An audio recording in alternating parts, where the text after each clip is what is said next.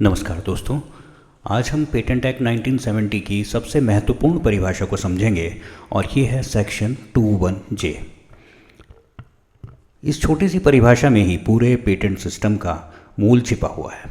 यदि हम ध्यान से देखें तो इसमें 3 आवश्यक तत्व हैं। न्यू मतलब नॉवेलिटी, इन्वेंटिव स्टेप और तीसरा कैपेबल ऑफ इंडस्ट्रियल एप्लीकेशन। और यह याद रखना आवश्यक है कि यदि इन तीनों में से एक भी तत्व अनुपस्थित हो तो वह वस्तु इन्वेंशन नहीं मानी जाएगी। पहला तत्व नॉवेलिटी। सबसे पहले हम समझते हैं नॉवेलिटी को।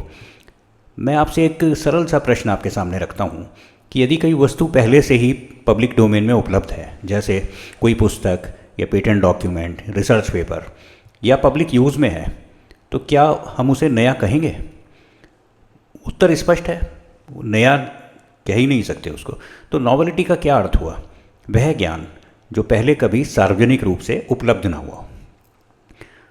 अब एक और प्रश्न, यदि किसी एग्जिस्टिंग प्रोडक्ट का केवल रंग बदल दिया जाए या उसका आकार थोड़ा बदल दिया जाए तो क्या वह नई इन्वेंशन बन जाएगी? बिल्कुल नहीं, क्योंकि नॉवेलिटी वास्तविक होनी चाहिए, सिर्फ बाहरी या कॉस्मेटिक नहीं। क्योंकि पेटेंट लॉ कहता है कि नया दिखना नया होना नहीं होता। अब दूसरा तत्व है इन्वेंटिव स्टेप। अब मान लीजिए कि कोई चीज़ नई है लेकिन वह इतनी साधारण है कि कोई भी व्यक्ति आसानी से उसे सोच सकता था, तो क्या उसे पेटेंट मिल जाएगा? उसे पेटेंट नहीं मिलेगा। पेटेंट लॉ केवल नया होना पर्याप्त नहीं मानता, उसमें एक टेक्निकल एडवांस या इकोनॉमिक सिग्निफिकेंस भी होनी चाहिए। और सबसे महत्वपूर्ण बात है कि वह समाधान ऑब्वियस नहीं होना चाहिए। यहाँ एक महत्वपूर्ण अवधारणा सामने आती है, person skilled in the art. तो person skilled in the art एक काल्पनिक व्यक्ति है। वह उस तकनीकी क्षेत्र का सामान्य ज्ञान रखता है, लेकिन वह कोई असाधारण प्रतिभा वाला साइंटिस्ट नहीं होता। तो अब प्रश्न यह है कि यदि उस स्किल्ड पर्सन को यह समाधान आसानी से सूझ जाता तो क्या इन्वेंटिव स्टेप माना जाएगा? इन्वेंटिव स्टेप नहीं माना जाएगा।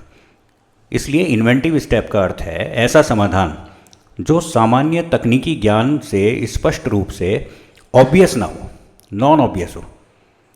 अब तीसरा एलिमेंट है industrial application, capable of industrial application यहाँ पर लिखा हुआ है। तो यदि कोई विचार नया भी है और उसमें कुछ असाधारण भी है, लेकिन उसे बनाया या उपयोग नहीं किया जा सकता, तो क्या उसे पेटेंट मिल सकता है?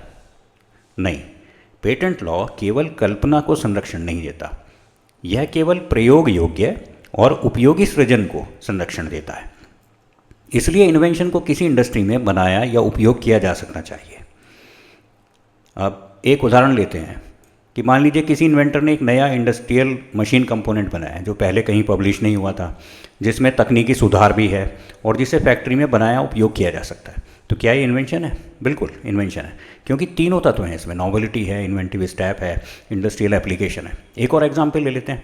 अगर किसी इन्वेंटर ने केवल पहले से ज्ञात कंपोनेंट्स को जोड़ दिया हो जो पहले से पता थे और कोई नया टेक्निकल इफेक्ट भी उत्पन्न नहीं हुआ, तो क्या इन्वेंशन होगी?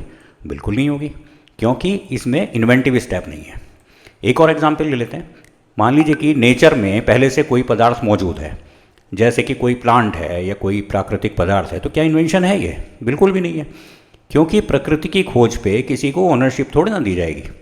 पेटेंट लॉ मनुष्य द्वारा किए गए टेक्निकल क्रिएशन को संरक्षण देता है, सिर्फ डिस्कवरी को नहीं देता। तो अब एक प्रश्न और है कि क्या इन्वेंशन की ये परिभाषा पूरे एक्ट की आत्मा की तरह है? बिल्कुल है, क्योंकि एक्ट जो है बाकी सारी धाराएं इसी परिभाषा की रक्षा करती हैं। यदि कोई वस्तु इन्वेंशन ही नहीं है तो चाहे क्लेम कितने भी अच्छे लिख लो, पेटेंट ग्रांट नहीं होगा।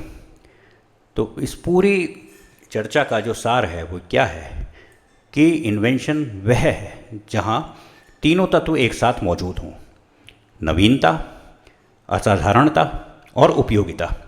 इन तीनों का संतुलन ही पेटेंट सिस्टम का आधार है। तो मित्रों, इसी पंक्ति के साथ में इस लेक्चर को हम यहीं पर विराम देते हैं।